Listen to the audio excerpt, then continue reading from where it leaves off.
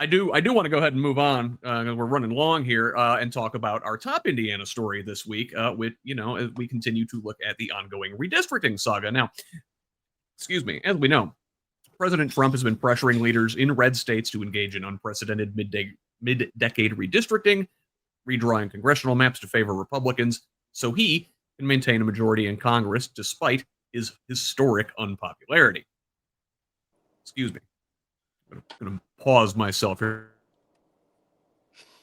Much better. Now, so this process began earlier this year when Texas gerrymandered their maps to favor GOP candidates in 5 additional districts. We'll have an update on that in the national news.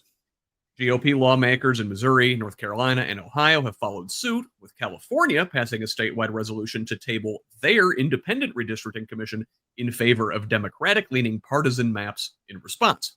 Now, Trump has been ratcheting up the pressure on Hoosier Republicans for months, both in person at the White House and by dispatching Vice President J.D. Vance to Indiana on 2 occasions in hopes of convincing Governor Braun to call a special session. In October, the governor did just that, requesting lawmakers convene in early November. However, that plan immediately went off the rails as GOP lawmakers knew they didn't have the votes behind the scenes. They kicked the start of the special session into the first week of December to buy time. Still, Hoosier Republicans didn't have the appetite, and by the end of last week, Senate President Pro Tem Rod Bray announced he will not convene a special session, appearing to make history by ignoring the governor's call. So, Tuesday was Organization Day at the State House, the ceremonial beginning of the 2026 legislative session. Simon was there, will be able to tell us all about it, and despite calls from an incredibly sparsely attended pro-redistricting rally, the punt was made official, with the state Senate voting to adjourn until January. All 10 Democratic senators joined half of the Republican caucus in passing on Braun's gambit. The final tally was 29-19. Mad Voters, meanwhile, was holding a civic literacy lab across the street, and anti-redistricting rallygoers greatly outnumbered their pro-cheating counterparts. Now, if you recall, last Sunday during this show, President Trump targeted Bray and Terre Haute area Senator Greg Good in a Truth Social post, excoriating the two as rhinos and calling for those opposed to his scheme to be primaried. Well, apparently, some MAGA partisans didn't think an inter-party challenge was sufficient motivator because they've resorted to criminal harassment to pressure the holdouts.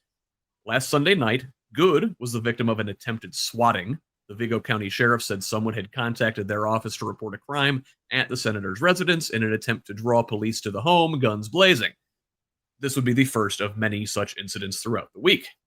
On Wednesday, State Senator Dan Durnell was also targeted by an attempted swatting attack, though police in his hometown of Highland in northwest Indiana recognized the prank for what it was. On Thursday, we learned of additional swatting attacks on 2 additional state senators, Rick Niemeyer of Lowell and Spencer Deery of West Lafayette, and by Friday, the number of Republican legislators threatened with violence by the right flank of their own party reached 8, with Huntington's Andy Zay reporting his business was on the receiving end of a bomb threat. Governor Mike Braun announced he, too, had been threatened by the MAGA mob for failing to procure 2 more ill-gotten congressional seats for Daddy Don. Now, Tabitha, what do you make of these swatting threats, of this intimidation, of this political violence by the MAGA far right against other Republicans?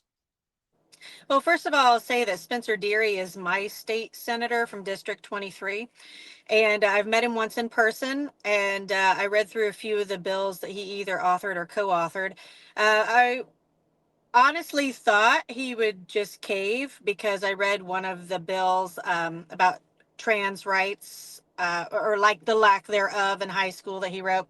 I was not a fan. And then he's not been very publicly out there saying anything about autism or disability, because the state is, they are putting a cap on ABA services and things like that. So that's affecting the state and his district in particular. So maybe this particular thing is just something that he's willing to take a stand on because he knows it's so unpopular. I hope that's the case. I hope that he's starting to get a little bit more of a backbone. That would be nice to see. And, all these guys most likely are up for reelection. So I think, it seems clear that there's a lame duck issue going on, and everybody knows that Trump is sort of on his way out, and they're all really heavily considering what their future looks like for reelection. So I think they might be kind of getting the memo, and whether they're actually listening to their constituents or not, I hope they are, because maybe this is just a foresight of the Republican Party actually starting to decide internally what their future may look like. Yeah, and listen, I don't think this is them doing the right thing, as it were. I've said before, I think they see the writing on the wall and know that if they do this redistricting, they're going to shoot themselves in the foot and wind up costing themselves more seats than they could steal. Simon, what was the mood like on Tuesday at Org Day? Okay, so I was at the Mad Voters Civics Lab in the morning. So I missed the pro-redistricting rally, but we were over there. you missed all 20 of them? Yeah. Yeah, if that. I mean, you look at the pictures and it's kind of like, really? I mean, we had dozens of us. Dozens. We had more people we had about twice as many people in the literacy lab that Mad Voters put on, and then we all piled across the street into the State House. So we caught the House session, we caught the Senate session, and it was kind of insightful to see how they do stuff. One of the things that we are going to challenge is the fact of how quickly they ramrod stuff through. The clerks that are chosen to speak, it's their best auctioneer voice. They speak as fast as possible, and unless you've been briefed on what's coming up, you have no idea what they said. So from a public accountability standpoint, both the House and the Senate need a giant wake-up call from that perspective. But I mean, as far as the redistricting efforts and what's happened, God bless Indiana, because Indiana now has national attention for a red state standing up to Trump. And I want everybody here to be encouraged by the fact that, you're out there doing the thing and it's working. Collectively, all of us together, it is working. I mean, I need to give props out to Amy Courtney because she was part of the original effort when JD Vance showed up the first time. So basically, this is Mad Voters Executive Director Amy Courtney. Yeah. So big fan of her work. Yes. Yeah. So basically, Mad Voters and a couple of other orgs put on the anti-redistricting event when JD Vance first showed up, and Amy basically says, and JD Vance is here in the building, announced it to everybody, and the boos that you saw that went viral are from that moment, and that is giving so many people around the country hope, because they see if Indiana, can resist, they can. So I mean, that it's massively important from a morale point of view. It's like everybody here feels tired, they feel burnt out. The most burnt out person that I've come across so far was on Org Day, and that was Rod Bray. I went up, shook his hand, and said thank you for not going forward with the redistricting, and he looked psychologically and emotionally exhausted, and